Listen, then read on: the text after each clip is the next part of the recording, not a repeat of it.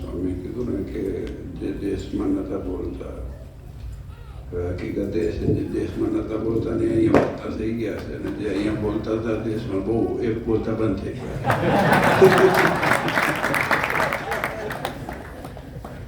પણ એક વસ્તુ એડવર્ટમાં માર્ક કરી હશે તમે બધાએ કે અહીંયા રહીને એમને ઓનરશિપ લીધી કે અમે તો કદાચ કરીએ છીએ પણ કે અમારા હરિભક્તો અમારા મંદિરમાં. See that is very important, these small words. કેમ કે એ વક્તા નથી. વક્તા હોય ને તો ગોઠવીને કહી નાખે. જે વક્તા હોય ને કાયમ બોલતા હોય ગમે તેમ માફી ચૂપ કરીને, જો વક્તાઓને કોઈ ક્રિયા તો નથી હોતી. પણ એ આવડત હોય.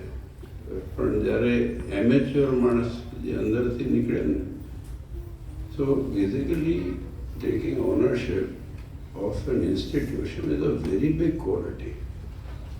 આજે જવાબદારી ને મહત્વને પોતાપણું લેવું, ઓનરશિપ એક અહીંયા તો મૂક્યા.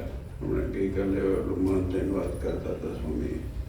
પણ એ પોતાનું જાણી અને કામ કરવું ને હરિભક્તોને ભગવાનની તો સેવા કરવી, પણ એ સાથે સાથે હરિભક્તો સાચવવું અને નિખલસપણે કામ કરવું એ બહુ અદ્વિતીય છે. અને એ સદગુણો આપણા સંતો અને ખાસ કરીને અમદાવાદના નામદેવ દેશની ગાદીના જેટલા સંતો છે, ગર્વ છે આપણને એવા સંતો આપણને મળ્યા છે.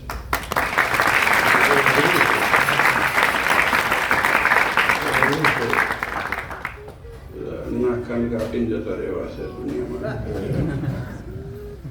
હા, હકીકતમાં કે બધા એજન્ડા લઈને આવે છે. હવે સત્સંગ તો છેલ્લે આવે, થાય તો ઠીક છે, ને તો કંઈ નહીં, આપણે તો ટિકિટ છે જ ને. પણ આજે આપણો જે સત્સંગ એનો ઉદ્ભવ થયો છે અમેરિકામાં 78માંથી. ત્યારથી જે સિદ્ધાંત ઉપર ચાલી રહ્યા છીએ આપણે કે આપણું જે અહીંયાનો વિસ્તાર અને વિકાસ થાય, જે મોટા બાપજીએ એક સિદ્ધાંત આપ્યો અને આપણે જાળવી રાખ્યો. એ મોટા બાપજીએ સિદ્ધાંત રાખ્યો બરોબર છે, અમે કદાચ રાખ્યો, સંતોએ રાખ્યો, પણ એ તમારે જાળવીને રાખવાનો છે.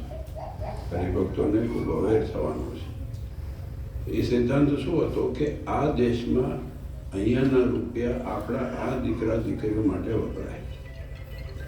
એ તમે ખાસ ધ્યાન રાખો. જ્યાં જરૂર હશે ત્યાં નારાયણદેવથી જ અમે કહીશું કે ભાઈ અમને આ ઉત્સવ તમે આવ્યા કરો. બાકી જ્યાં ત્યાં મફત આવતો હોય ને રૂપિયા, તો તમારા ઘરવાળાને સારી સાડી અપાવજો.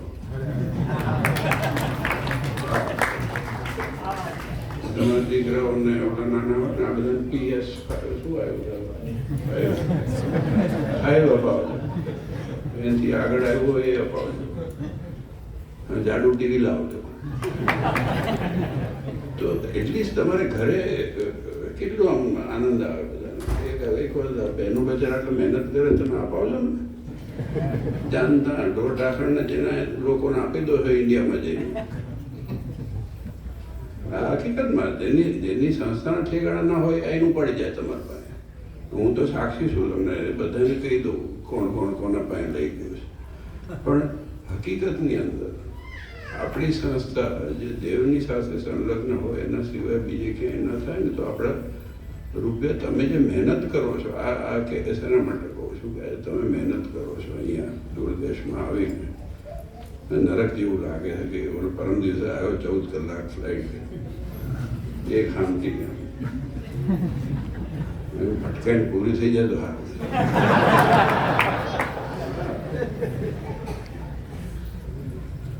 દેવરાજને કીધું આમાં જગ્યા હું તો ઊંઘી જાઉં છું. હા, તું ઊંઘી જશો કે માણસ છે તો ઊંઘી નહીં, કેટલું ઊંઘે માણસ. ઊભો છે ને ફરવા જાય ને પાછો આવે ને પાછો ઊંઘે.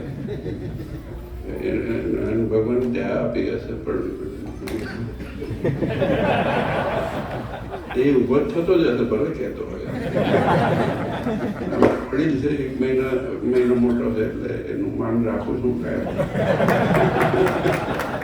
He's born in September. Yes. And the same year.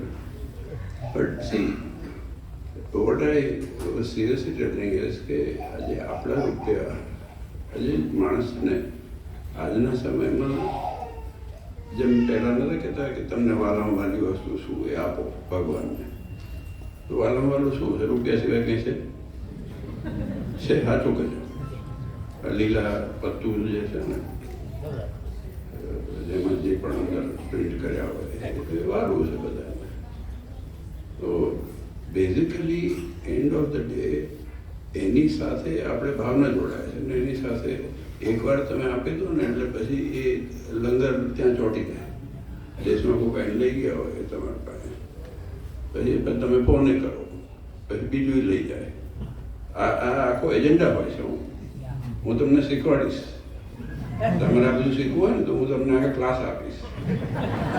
આજે કેમ્પમાં લાજીમાં બીજો ક્લાસ આપશે, હું તમને બીજો ક્લાસ આપીશ કે તમારું એક્સટોર્શન કેવી રીતે થાય છે, તમને મૂર્ખ કેવી રીતે બનાવાય છે, એ મને આવડે છે.